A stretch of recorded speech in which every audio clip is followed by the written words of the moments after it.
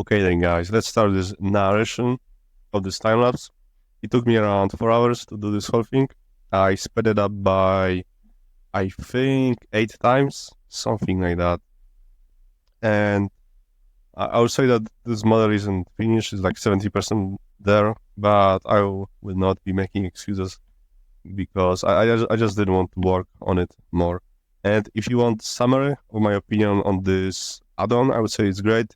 I will keep using it. The performance is great, and let's get right into the pros and cons in more detail. So I'll start with freedom of node topology, polys, voxel, and what's not. In Blender, we use poly modeling mostly, and we have polys, voxels, blah blah blah. Plasticity and Fusion have some kind of kernels, and they use faces, sheets, or whatever. But here, there's nothing binding you, and throughout my time with it, I feel like there's nothing stopping me except for my ability to come up with interesting shapes. So that's a huge plus for it. And the next thing, it's great for concepting. I'm not sure about modeling from reference, something from real life, but because I haven't tried it, obviously, and I have some stuff that is not that great. But for concepting, it's amazing tool. You can achieve something really nice, really fast. Again, there's nothing binding you down. You don't have to learn it as much as Saudi and other. It's fast, easy, and freeing. The next point, that is. It's self-explanatory, basically. It's easier than Sabdi.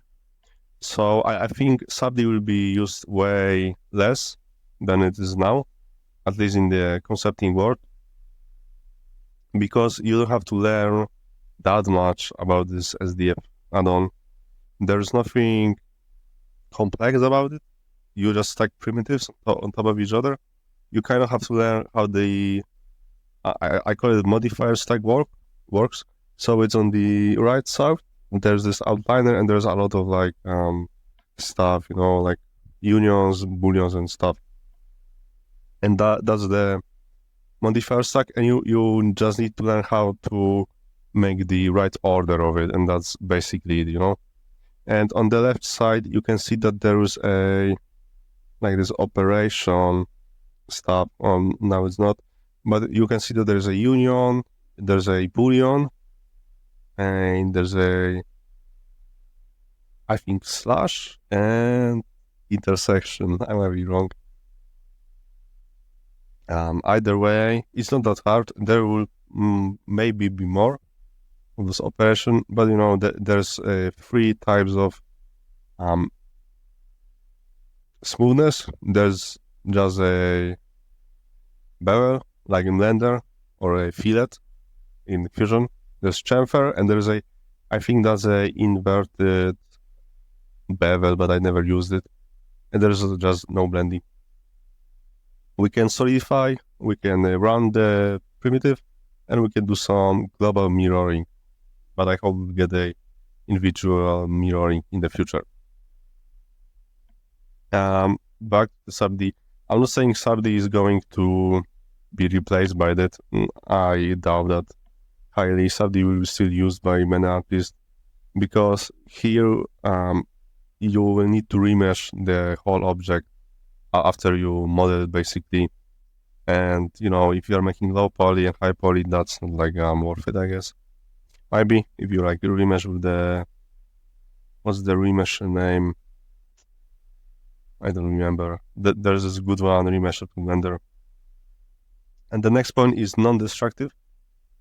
So you can make changes at any point, except if remesh is remesh and not this shader, because as you can, I think, see on the screen, I might not forget to add it, there is a custom renderer, and it's called CSDF render, and it's, you can still bring the normal mesh, like boxes, spheres, or the Suzanne the monkey head into the render view and still see it. But the Blender polygonal mesh won't be affecting the SDF operation. And that's basically it. Since it's non-destructive, I would say that this is huge plus, because Sabdi is destructive. Polymodeling is destructive in some way. Of course, you could use booleans, but after some point, it will run really low, and this thing doesn't run that low. It still has one problem of a Boolean workflow, but it's really not that much of an issue for me. That would be it for the pros, because I don't have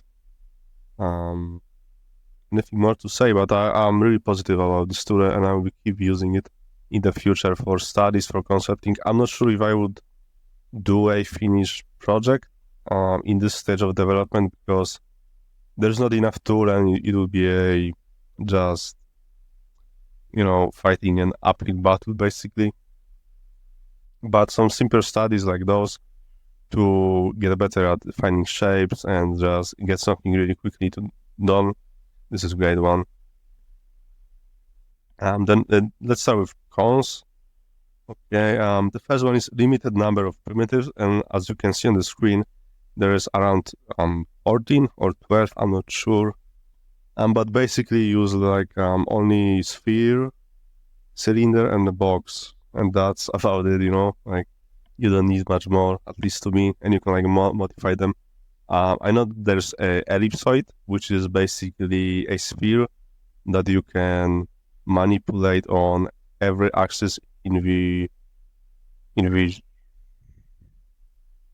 Is that the right way to describe this? Well, I guess, let's say that sphere you can only scale in all the axes, so it's always going to be a sphere. But ellipsoid you can scale only in X and Y, and you're getting this really X shape or something else. And there's also the same one for the cylinder, which is a capped cone. And it's the same one. You can taper the cylinder, and it's basically a cylinder that has different scaling property. But there are other you can round them, you can solidify. It's all the same.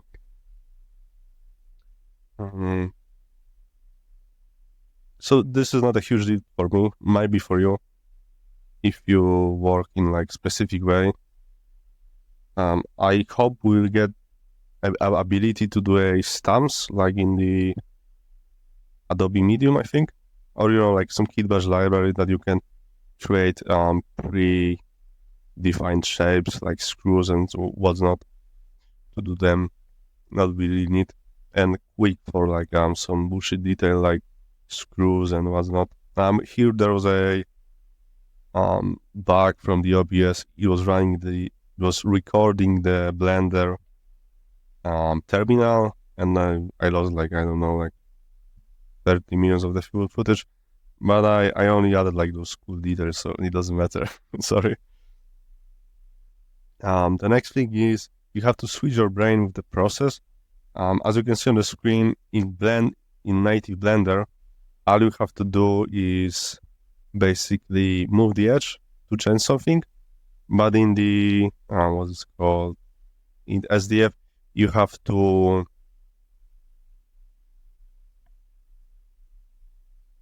sorry, I lost my thought. You have to cut the primitive, and that's how you move the edge, you rotate it basically. And it's something to learn. It's not that hard. It's just something new, I guess.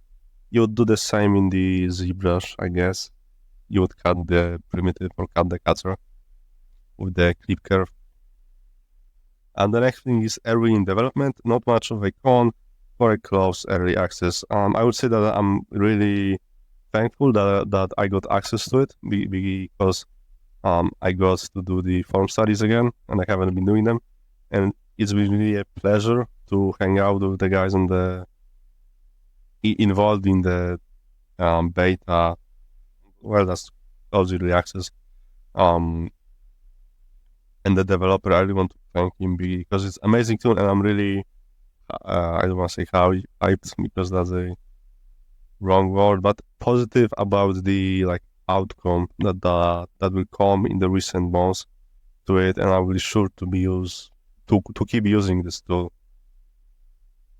Next thing is constant bevel / chamfer across the whole operation, and as you can see on the screen, in softwares as such as plasticity or fusion, we can do those variable billets, or that's their name, I think, across the operation. And sometimes it's really useful because you could have a curvature that is really like funky and what's not, and you can fix it kind of for the eye.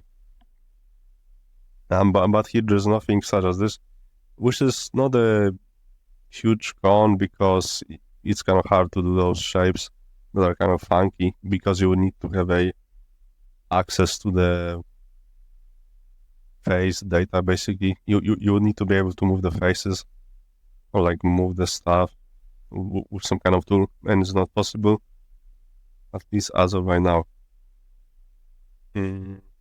Next thing is slow performance after a while.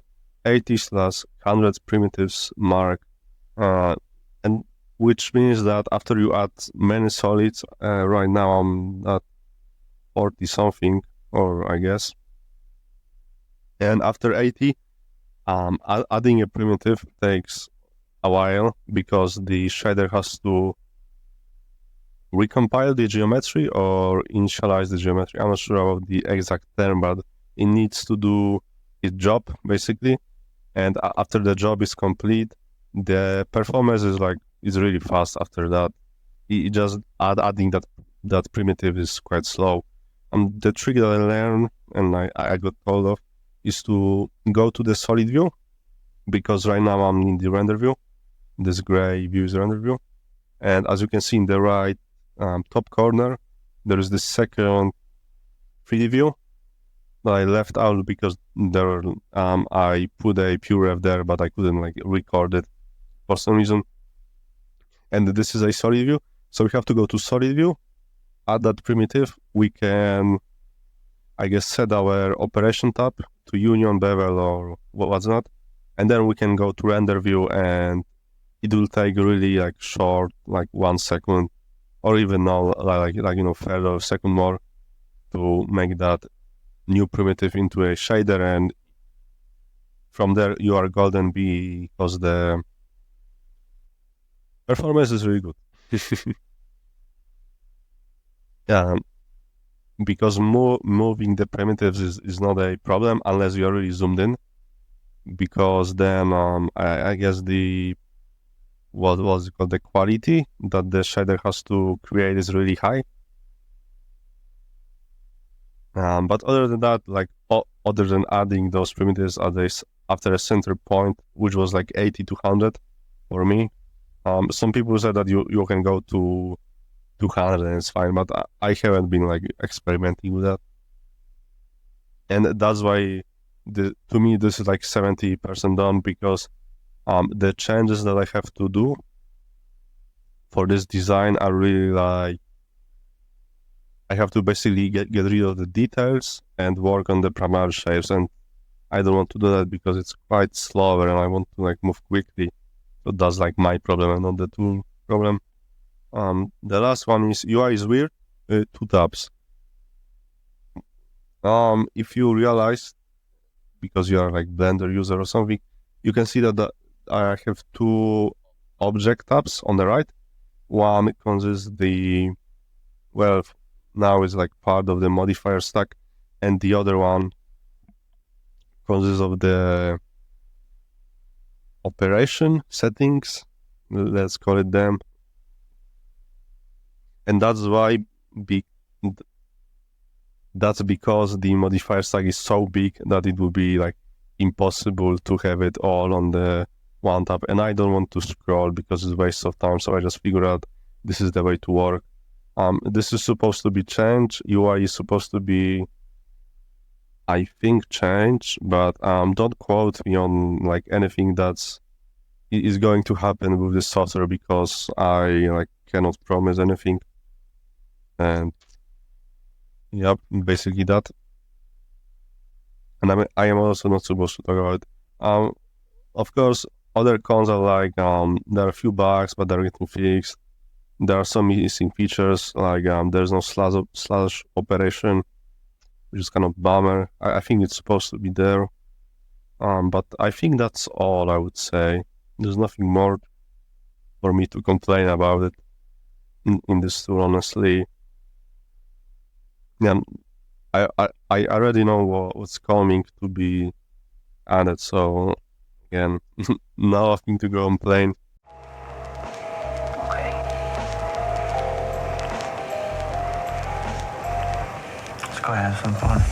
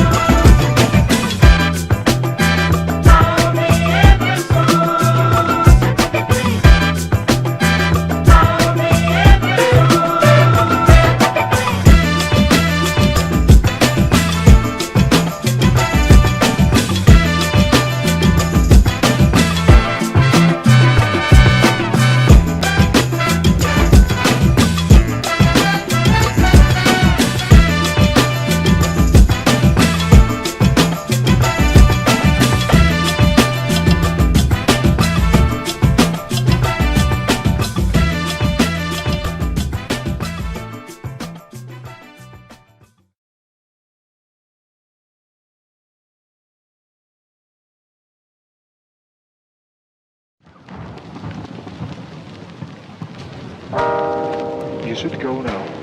Run. No, I won't leave you here. We can run together. Listen, if we run together, they will shoot us from behind. We both die. So, how's about you here? They will kill you. No, don't worry about me. I will hold them. I want you to promise me to survive, to take this message for our country.